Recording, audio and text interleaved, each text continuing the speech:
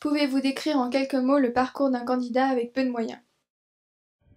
Alors, le parcours d'un candidat avec peu de moyens, c'est beaucoup de conviction, d'envie, les sympathisants et les militants à nos côtés pour aller sur le terrain, pour débattre et échanger.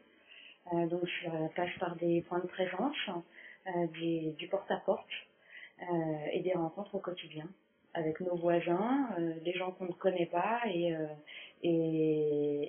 discuter. Quelles ont été les motivations de vous battre ainsi?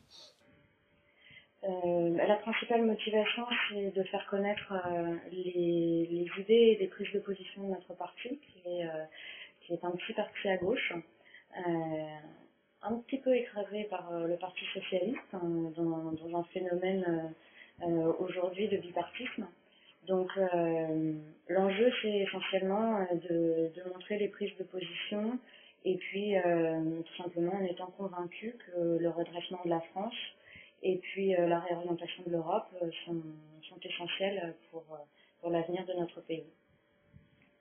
Comment faites-vous sans moyens? Sans moyens, alors pas tout à fait sans moyens, puisque le mouvement républicain et citoyen national propose aux différents candidats la prise en charge des documents officiels, donc profession de foi, bulletin de vote, affiche.